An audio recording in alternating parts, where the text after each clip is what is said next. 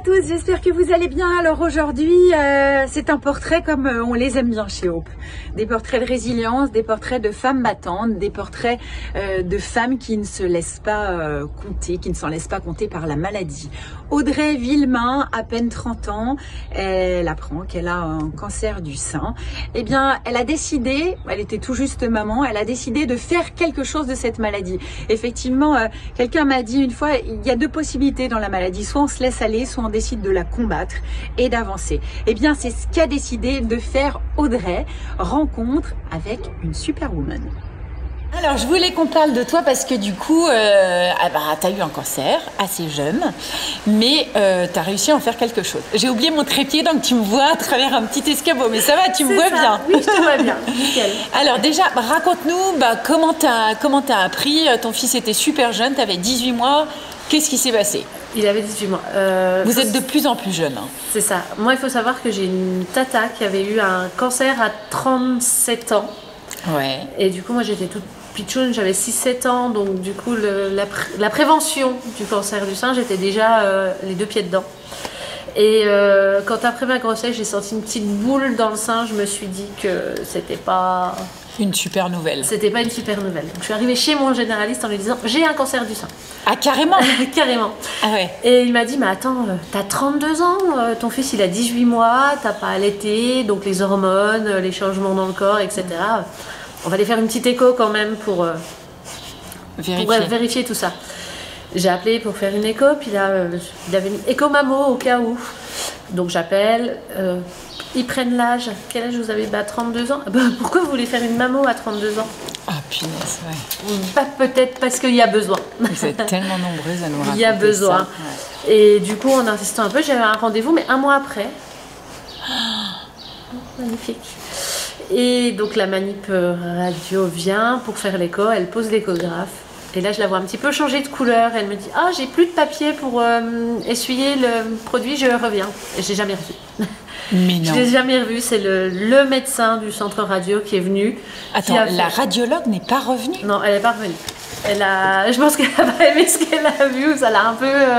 Et du coup, c'est le médecin du centre radio qui est venu terminer l'écho, qui m'a refait faire une mammo où on voyait rien et qui m'a dit là il faut faire une biopsie, on est débordé mais reviens demain à 18h, ça sera fermé, tu t'inquiètes pas, je serai là, je te ferai ta biopsie. Mais non. Bon, je savais. Ouais, là tu te dis ça y est, c'est parti. Voilà, c'est bon, on y est quoi. Je suis dans le mauvais mood. J'ai pas besoin des résultats, je le sais. Et finalement j'ai dit bon, on va... faire quelque chose avec ça quand même. Et donc du coup tu es passé dans, on va pas passer sur tes étapes, mais tu as eu chirurgie, chimio, rayon, reconstruction et ablation préventive dans la foulée parce qu'on a découvert que j'avais la mutation BRCA1. Donc tu as tout enlevé là. Donc là tu as enlevé les ovaires et tout ça. J'ai enlevé les ovaires, les trompes, le deuxième sein. Donc tu t'es dit tant pis, je m'arrête là pour un enfant, mais je prends pas de risque. Alors on m'avait proposé la préservation ovarienne juste avant les premières chimios, parce qu'on m'a dit super jeune, le premier à 18 mois. Sauf qu'en fait, je me suis dit dans ma tête, 1 an de traitement lourd, 4 ans d'hormonothérapie, si c'est hormonal. Après, c'est de l'insémination artificielle, c'est des choses comme ça. Je ferai le deuxième, il y aura 8 ans, dans le meilleur des cas, d'écart avec le premier, et j'arriverai à 40 ans. Mon mari voulait un fils unique, c'est bon, c'est la vie qui a choisi, ça sera un fils unique et puis c'est tout. Voilà. Donc voilà, donc du coup tu as eu 1 an et demi à peu près de traitement, là tu es encore sous hormonothérapie parce que ça fait 3 ans. À quel moment tu t'es dit j'ai envie d'en faire quelque chose de ce cancer, je vais me battre? Est-ce qu'il y a eu des moments où parce qu'on a le droit aussi de se dire j'ai le droit aussi de m'apitoyer sur mon sort, ça fait quand même schmir à 32 ans d'avoir un cancer. Quel temps ça t'a pris tout ça? Alors, la première année, je retrouve mon poste de responsable, tout ira bien, dans le meilleur des mondes, je fais mes traitements, j'y vais. La première année, j'étais comme ça. La deuxième année, quand l'employeur a commencé à dire oui, mais en fait, ton retour en mi-temps, ça nous arrange pas forcément, ou faudrait qu'on fasse plus comme ça que comme ça, je me suis dit oula, ça y est, on est dans le moment où on fait comprendre que c'est plus génial. Si tu peux faire autre chose, ça nous arrange. C'est ça. Du coup, j'ai dit bon j'ai droit à 3 ans d'arrêt maladie, j'ai des opérations prophylactiques à faire, etc. Parce que tu as eu énormément d'opérations. 7. Ouais. Pourquoi 7? Ablation du premier sein. Ensuite, on a fait une reconstruction avec l'ablation du deuxième. On a reconstruit, mais on a posé des prothèses qui étaient macro-texturées et qui ont été retirées du marché 15 jours après la pose. Donc, on m'a dit que c'était pas inquiétant, qu'on pouvait surveiller. Comme on venait juste de me les poser, j'ai préféré les changer. Donc, j'y suis retournée une 3e fois pour les changer. Ensuite, j'ai fait un lipomodelage 2 fois pour essayer de refaire un beau décolleté. Ensuite, j'ai fait une greffe contralatérale pour refaire ce qu'on appelle la PAM, la plaque artéro-maméolaire. Voilà. La greffe contralatérale. Et la dernière en date, l'été dernier, où on a enlevé les ovaires et les trompes. Ah ouais, ok. Donc tu t'es dit... 6 mois. Donc tu t'es dit, je vais prendre du temps, prendre le temps de réfléchir. Je vais faire toutes mes opérations, je vais voir grandir mon fils, et puis au moins... je ne serai pas stressée, je partirai à l'hôpital. Enfin, je sais que j'ai pas le travail, j'ai pas de pression, je suis en arrêt, je prends le temps de faire les choses correctement. Et comme ça, le jour où je retourne travailler, eh ben, je suis à fond, je ne serai plus. Faut que je cale une opération, il y a les vacances du gamin, il y a. Non. Ouais, ok. Voilà. Et au bout de 3 ans, il y a Covid qui est arrivé. Ah oui, c'est vrai. Bah oui. Ben oui, donc j'ai trouvé du boulot dans une cantine. Je suis partie faire complètement autre chose. J'ai été bosser dans une cantine avec les enfants 2 heures par jour. Je pense que c'est à ce moment-là où je me suis dit, bon, je suis encore capable de faire des choses, mais par contre, il faut, d'avoir des ordres d'employeur, c'est plus pour moi. Un job de salarié, c'est plus forcément ce qui me fait rêver. Puis finalement, je me rendais compte en voyant d'autres femmes qui avaient des cancers que j'avais quand même acquérir une certaine expérience du cancer. Donc en fait, dans ma vie, je connaissais 2 choses. Je connaissais le commerce et le cancer. Voilà. Donc j'ai mixé tout et puis... Et donc comment ça a surgi cette idée? Alors du coup, tu as monté une petite société que tu démarres juste là maintenant, qui s'appelle Copine. K-Hope-in. Voilà, c'est pour ça que je suis tombée dessus sur LinkedIn. Hope, forcément, ça m'a un peu attiré l'œil. Comment l'idée du nom est venue? Alors le cas, je l'avoue, je l'ai volé à Séverine Martin qui fait le salon des K-Fighteuses et je trouvais ça vraiment sympa, le K-Fighteuse. Je me dis finalement, le K, maintenant c'est un peu le nouveau mot pour définir le crabe, le cancer, donc voilà, le K. Le hope c'est l'espoir, hein, donc finalement voilà. Et puis le in, un petit peu d'espoir à l'intérieur de la maladie finalement. Ok. L'espoir, voilà. Puis la copine, finalement la copine qui va venir un petit peu t'aider, t'entraider, soulager, donner des petits conseils, des petites astuces, faire connaître les choses qu'elle a galéré à trouver aussi, parce que on m'a dit il faut faire du sport. En traitement, il faut faire du sport. Bah oui, c'est gentil, mais je suis en traitement, hein, j'ai la moitié de mon salaire. Alors un abonnement dans une salle de sport, c'est pas la meilleure des idées. Faut faire du sport. Et j'ai galéré. Alors oui, j'ai trouvé une association qui faisait du sport adapté pour pas très cher, mais j'avais 30 ans et une connexion internet, donc. Donc compliqué. Donc l'idée comme ça de créer, donc tu dis à la fois eu du tu avais le sens du commerce et tu connaissais le cancer, mais comment tu t'es dit c'est dans ton parcours de malade où tu t'es dit j'ai une galère? Ça a été quand il y a 3 moments en fait qui ont été des petits déclencheurs petit à petit. Il y a eu le moment où l'oncologue a fait une superbe ordonnance où on nous dit il vous faut une perruque, il vous faut des gels douche hyper hydratants et de la lingerie un petit peu adaptée pour mettre la prothèse vu que vous n'avez plus votre sein. J'ai commencé mes petites démarches, j'ai voulu acheter un savon et on m'a conseillé une marque que j'ai commandée sur internet et la première chimio, l'odeur de la marque, ça l'a pas fait. J'avais plus de nausées avec le gel de douche qu'avec la chimio. Donc j'ai tenté une 2e marque pour le même effet et je suis tombée sur une blogueuse qui partageait une 3e marque qui faisait gagner des coffrets. Donc j'ai eu des échantillons. Et produit miracle, hein. J'ai adoré, parfait. Sauf que c'est des échantillons et quand j'ai voulu les acheter, j'ai fait 60 km pour aller-retour pour m'entendre dire bon on le commande, il faut revenir dans 3 jours, donc 120 km. Aller-retour entre 2 chimios pour avoir une savonnette à 10 €. Voilà, donc là je me suis dit oula, c'est fou. Ça va que mes chimios, je les supporte relativement bien, hein, parce que je pense pas que toutes les femmes puissent faire ça. Et puis ensuite, j'ai été acheter une perruque, donc là on se retrouve. Alors la coiffeuse, elle fait tout ce qu'elle peut, vraiment. Hein, elle a aménagé un petit coin avec des petites lumières, des plantes vertes, etc. C'est un petit coin, quoi, on est au bout. dans une petite pièce en triangle. De mémoire, il n'y a même pas de fenêtre. Il y a les boîtes des perruques qui sont là parce que c'est plus pratique pour elles. C'est un petit peu déprimant, quoi. Je l'avoue, se faire tondre la tête, là, c'est pas ce qu'il y a de mieux. Mais on voit que la coiffeuse, elle fait ce qu'elle peut, quoi. Enfin, clairement, c'est pas son métier de base. On serre un petit peu les dents, on se dit voilà, mais on se dit il y aurait quand même des choses à faire. Et puis après, on va acheter un soutien-gorge et c'est pareil. Ça ménage une pièce, mais on se retrouve au milieu des boîtes d'archives. Ah, il y a une cabine pour se changer, il y a une petite table pour que la dame prenne des notes, etc. C'est pareil, ils font ce qu'ils peuvent, mais c'est de la parapharmacie, donc ils vendent des béquilles et des soutiens-gorge. Ils font ce qu'ils peuvent. Et là, je me suis dit, mais j'aimerais tellement avoir une copine qui vienne à la maison, on boit un café, on essaye la perruque ensemble, on regarde les soutiens-gorge. Que ce soit un peu ludique. Voilà, en fait. que ça soit sympa et puis que j'ai pas à choisir ma perruque ou mon soutien-gorge toute seule dans une pièce un petit peu lugubre. Ouais. Ça serait mieux avec donc c'est comme ça que l'idée elle est née de monter la société. Et finalement, petit à petit, j'ai vu passer toujours sur les réseaux des femmes qui montaient des boutiques de ce genre sur Montpellier, Toulouse, à côté de la Maison Rose, etc. Il y a des boutiques qui sont créées de femmes qui ne vendaient justement que ces produits dédiés au cancer. Et là, j'ai commencé à me poser la question de, finalement, je suis commerçante, donc d'ouvrir une boutique. Mais une boutique en Haute-Savoie, alors déjà les loyers, ça fait peur. Ouais, c'est vrai. Me lancer dans un crédit, alors aller voir un banquier en lui disant bonjour, j'ai 35 ans, je voudrais faire un crédit pour acheter un local, je ne sais pas si ça va marcher, j'ai jamais fait ça de ma vie. Ouais, tu m'étonnes. Voilà. Et puis j'ai eu un cancer surtout, donc il faut que tu me prêtes de l'argent, mais il me faut des assurances. Bah oui, ça, on sait très bien que ce n'est plus possible. Voilà, donc je me suis dit bon, on va oublier cette histoire et finalement on va peut-être essayer de le faire, mais en ambulant. Pourquoi pas aller chez les femmes ou aller dans les centres de soins ou...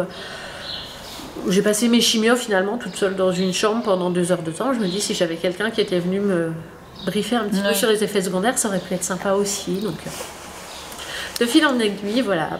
Donc et du coup l'idée c'est de te dire tiens je vais aller chez les femmes au lieu que les femmes fassent des kilomètres pour trouver ce qu'il leur faut. Je vais aller à leur rencontre. On est en Haute-Savoie, il y a beaucoup de montagnes. Ouais. Donc je me suis dit allez, je prends mon courage à deux mains, je fais une boutique, mais je la monte. J'habite Saint-Joire, donc je suis vraiment au milieu. Pour aller jusqu'à Annecy, je mets 45 minutes. Pour aller à Annemasse, j'en mets 30. À Sallange, j'en mets 40. Et à Thonon, j'en mets... presque une heure. Presque une heure. Ouais. C'est les 4 centres de soins de la Haute-Savoie. Donc je me suis dit, si je m'installe à Saint-Joire, déjà toutes les femmes, elles ont 1 heure de route pour venir. Si je me mets à Annecy, celles de Thonon, elles vont continuer à galérer et c'est pas l'idée. Je vais bien, je suis en forme, je mets tout dans ma voiture et c'est la boutique qui va aux femmes. Bonne idée. Et ça s'appelle Copine. Alors, copine. Ouais, moi, je décortique. Copine. Voilà. Alors, du coup, qu'est-ce que tu vas proposer? Les femmes, là, si on met le bandeau de ta société, elles vont pouvoir t'appeler. Tu vas te déplacer chez elles, on est d'accord. Qu'est-ce que tu vas pouvoir leur proposer? Des shampoings, des perruques, des soutifs, des culottes, des vernis à ongles, des crèmes pour le corps. Alors, je vais faire 3 marques de cosmétiques pour que chacune puisse trouver un petit peu le parfum qui lui va bien ou qui lui va pas bien.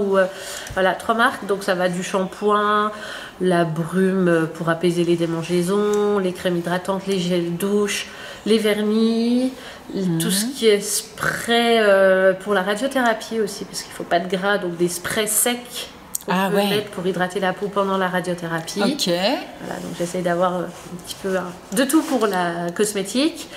De la lingerie, essentiellement des soutiens-gorge avec des poches. Ouais. Peut-être que si ça marche bien pour l'été, j'aurai des maillots de bain. Waouh, voilà. D'accord. Et puis du textile, je suis tombée sur une petite marque, un petit peu par hasard, toujours sur les réseaux, qui fait des vêtements avec juste une petite fermeture ou des petites pressions au niveau du pack. Ah, pour pas que ça gêne et que ça brûle. Ouais, et puis pour éviter surtout de se déshabiller entièrement pour les chimiothérapies. Donc j'aurai aussi le textile. Alors comment tu vas sélectionner tes marques et comment tu vas faire J'ai oublié les franges. Les frangines, parce qu'on a beaucoup de coiffeurs perruquiers, mais les franges en Haute-Savoie, il n'y en a pas. Ouais. Il y en a à Genève, mais sur la Haute-Savoie, il n'y en a pas. Il y en a pas. Donc ça, tu auras tout dans ta voiture. Oui. Mais est-ce que tu vas avoir un petit fonds de commerce? C'est ça. Mais comment tu fais pour démarrer? Donc aujourd'hui, tu le disais toi-même, c'est pas évident de te faire un prêt parce que tu as eu un cancer. Quand on a eu un cancer, pour nous assurer, c'est compliqué. C'est ça. Donc comment tu as levé des fonds? Alors j'ai la chance D'avoir le statut de travailleur handicapé. Au départ, c'était pour me protéger le jour où je retournais dans le monde du travail. Parce qu'on n'est même pas obligé de le déclarer à l'employeur, mais ça reste une protection. Donc j'avais le statut de travailleur handicapé. Je l'ai toujours. Et du coup, je suis suivie par Cap Emploi et pas par Pôle Emploi. Donc j'ai une conseillère particulière avec qui on a un petit peu cherché tout ce qui existait pour les travailleurs handicapés qui lancent leur société. Et il y a une association qui s'appelle l'AGFIP qui subventionne ce genre de projet à hauteur de... C'était 5 000, apparemment c'est passé à 6 000 depuis le début de l'année. 5 000 ou 6 000 euros qui donnent en subvention. Donc il faut juste que la société tienne 1 an. Donc en fait tu vas pouvoir démarrer avec ça. Et il manquait 3 000 euros. Voilà, parce qu'il faut quand même acheter des boîtes pour promener tout ça. Il faut, on voit l'essence qui augmente tous les jours. Donc si je peux avoir un petit pactole au départ, parce que du coup ton capital de départ c'est quoi? Je démarre avec 8 000 euros. 8 000 euros, d'accord. Voilà. Ok. Et tu as monté une cagnotte en ligne du coup. Voilà, pour les 3 000 qui manquaient aux 5 000 de la GFI. Donc du coup, est-ce qu'on peut encore t'aider? Alors la cagnotte là, elle est clôturée. D'accord. Mais je vais démarrer tranquillement. Après, je dis souvent, pour m'aider maintenant, ce qu'il faut, c'est me faire connaître. Ouais, te faire connaître, voilà. C'est ce qu'on fait aujourd'hui. Qu'on m'ouvre un petit peu les portes des centres de soins, à la limite, les onco-esthéticiennes, les infirmières. Ouais. C'est souvent les infirmières qui donnent les astuces du gel douche. Non, ça c'est sûr, il faut que tu contactes les ERI et tout ça. Donc, Et j'y ai pas pensé, mais sur ma communication sur la cagnotte, j'ai rencontré des des socio-esthéticiennes et qui m'ont dit mais il faut venir aussi dans les EHPAD. Dans les EHPAD, on a plein d'amis qui ont des cancers aussi et qui ont besoin de tes produits et qui en EHPAD n'ont plus de voiture, ne roulent plus, ne bougent plus. Il faut que tu viennes aussi en EHPAD. Alors finalement, de fil en aiguille, j'étais partie sur je me fais appeler par une femme et je fais que du domicile. Sur maintenant, je pense que je vais être partagée entre des ateliers et du domicile. Voilà. Mais, ok. Donc si on veut t'aider aujourd'hui, comment on fait? On va sur Facebook, Instagram, LinkedIn. T'as un site internet? Pas encore? Pas encore. On me trouve, on partage. Aujourd'hui tu vas bosser en solo pour l'instant? C'est ça, je vais démarrer en solo. J'ai des flyers qui arrivent, des cartes de visite qui arrivent aussi. Là. Tout arrive et puis on va... Donc on peut te contacter via les sites, les réseaux sociaux, voilà, et ton numéro de téléphone. Voilà. Bon, eh bien bravo Audrey, si tu avais un message à faire passer à toutes ces femmes qui démarrent la maladie, et il y en a de plus en plus et de plus en plus jeunes, qu'est-ce que tu dirais? Je pense qu'il faut voir le cancer comme une chance finalement. Tu avais besoin de ça toi dans ta vie? Bah, quand ça m'est tombé dessus, non. Avec le recul, je me dis que oui. Vraiment? Vraiment. C'est vrai qu'il y en a beaucoup qui disent ça, mais pourquoi? J'étais bien, mais finalement, je pense qu'il me manquait... j'avais quand même toujours eu cette idée d'être entrepreneur, d'être à mon compte, d'être un petit peu libre professionnellement parlant. Et je pense qu'avant, je n'osais pas me lancer. J'ai le temps, je vais laisser mon enfant grandir, on verra après. Et finalement, non, le temps, on l'a pas, donc... Ouais, en fait, c'est cette espèce d'urgence de vivre qui nous caractérise toutes, où tu te dis, là, j'y vais, et finalement, où tu te poses plus de questions. C'est ça. J'ai envie de le faire, je vais le faire. De toute façon, qu'est-ce qui peut m'arriver de pire que le cancer? Enfin, c'est ça. C'est ça. Eh bien, bravo. On t'attend bientôt chez Hope pour venir parler de ton expérience, proposer tes ateliers et puis montrer un peu la force que tu as aux autres qui en ont besoin. C'est ce qu'on m'a dit aussi, c'est ce qui ressort un petit peu aussi, de temps en temps. Quand j'explique mon projet, on me dit mais en fait tu te rends pas forcément compte que quand tu vas venir expliquer les produits aux femmes ou partager ton expérience, en fait elles vont peut-être voir au-delà et se dire mais attends, elle a eu un cancer et puis finalement maintenant donc finalement tu vas être un petit peu aussi un modèle, donc tu vas apporter des astuces pour pendant, mais tu vas apporter aussi une touche d'espoir pour l'après. Et ça j'y avais forcément pensé sur le coup. C'est sûr. Merci Audrey. Merci à toi. Voilà, c'est la fin de cette émission. Alors, n'hésitez pas, si vous voulez soutenir Audrey, vous avez sa page LinkedIn, vous avez toutes les informations. Également, vous pouvez trouver les informations sur le petit bandeau qui se déroule sur votre écran. N'hésitez pas, elle recherche des fonds, elle recherche des endroits où aller vendre tous ces produits dont vous aurez besoin quand vous traversez la maladie, que ce soit des perruques, des bandeaux, des soutifs, des culottes. Donc, soutenez-la, partagez un maximum sur tous les forums, c'est super important. temps. Elle a décidé de changer de vie, elle a décidé de faire quelque chose de cette maladie et on l'applaudit très fort. Je vous souhaite de passer une belle journée. On se retrouve d'ici 15 jours avec le portrait d'une autre résiliente, celui de Estelle Coton. Salut, salut.